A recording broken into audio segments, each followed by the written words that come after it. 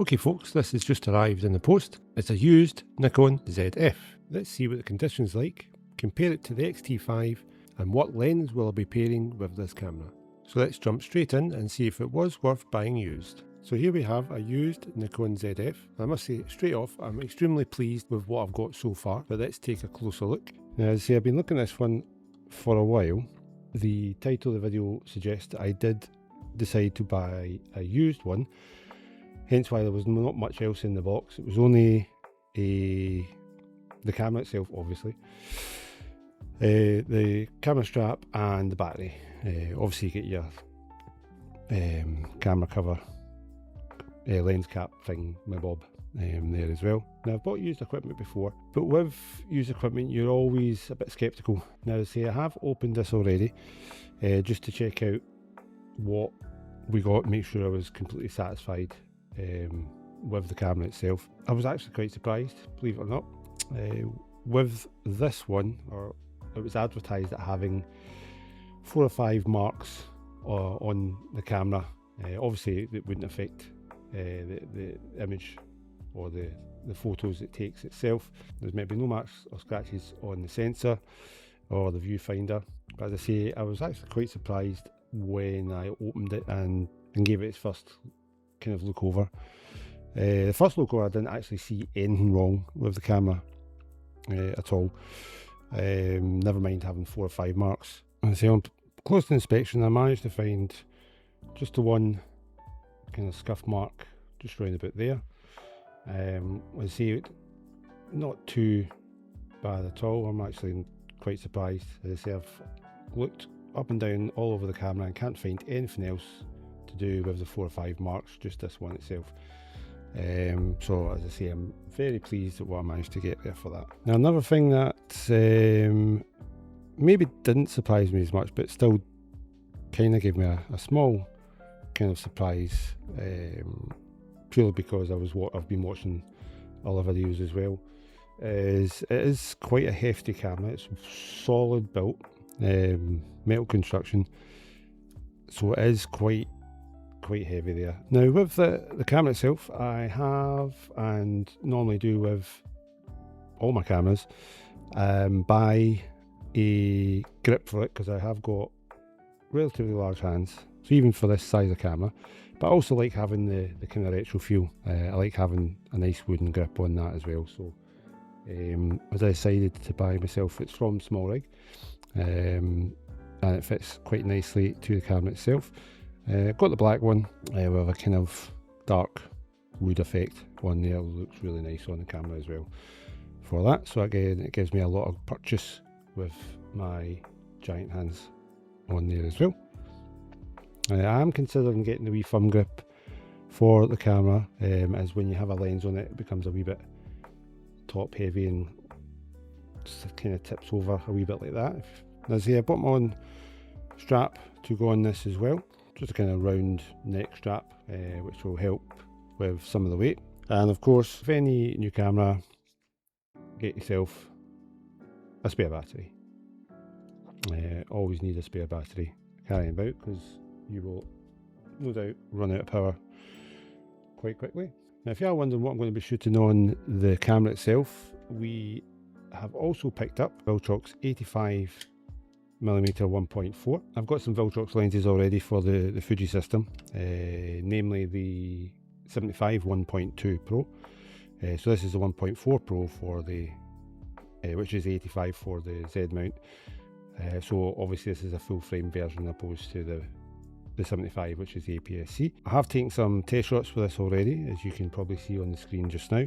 But this, again, this lens is got a bit of heft to it as well, so that on the camera does give it quite a bit of weight. Don't have a figure for you, it weighs as much as it weighs. On the lens itself, it's got an aperture ring, which I quite like, being mainly a Fuji user. Got a manual focus, autofocus switch. You can actually declick the aperture ring, just come back to that if you want, and it's got a wee customizable button on there too. So we'll show you with the lens on itself. One thing I do get confused with almost all the time, as soon as I try and put this lens on, is I keep forgetting that the lenses connect to the camera the opposite direction of the Fuji, and that catches me out all the time. But I will get used to it. So there we are. That's the camera lens on the camera there. I see it doesn't come out too far. It's quite a nice distance, not too far, as I say. Any longer I think it would start looking a bit silly, but I think it complements it quite well on this type of camera. Now, in relation to the Xt5, which I have, and the 75mm Viltrox lens on there, we'll quickly show you a wee side-by-side comparison. So that's the two cameras there, very similar in size and design, Nikon being that slightly bit larger, which I think is what attracted me to the Nikon in the first place. You've still got the, let's see, on the top you've still got the same kind of dials on the top. You've got the push button to secure them in place. The ISO is still on the left. You've got the shutter speed in the middle, and you've got the exposure compensation. So moving to the back again, you've got similar styling of buttons. Buttons are buttons at the end of the day. You've got a few customizable ones, and your usual playback and menu buttons, all that kind of stuff as well. And then the cameras itself, you've also got your normal connections, things like that. Again, I don't do too much into that, as long as I've got what I need to take photos. That is all I'm interested in. Now, I will be doing a more detailed side-by-side comparison, everyday usage type kind of video between the Nikon and the Fuji Xt5, more so on the handling and ease of use compared to one another. So as I say, look out for that video coming your way soon. Now, the main point of that video that will be coming up, and the main reason why I got the Nikon Zf, is autofocus. And you've probably heard that many times before from the Fuji system and some of the problems it's been having in the past with autofocus. So I'll be looking at showing you that kind of comparison as well when that video comes out. So yeah, not be talking much to it just now, but that's one of the, if not the main reason why I've decided to go with the Nikon. I'll still be keeping my Xt5 because I do still like that camera for more street photography, and I do just love the Fujifilm simulations as well in the colours. So that does it for this video today. Now, so if you've seen and liked some of the images that I've shown there today, I do have my own preset packs that I use to edit these pictures. They're available over on the website. I'll drop the link in the description below. Also, if you are interested in any of this equipment, the ZF or the Viltrox 85, or even anything, the Fuji or any other gear that I've got, again, all the links are in the descriptions below as well. Just click on them and head over to check them out for yourself. And if you haven't already, give me a wee like and subscribe. Generally helps with the channel itself, making more videos like this.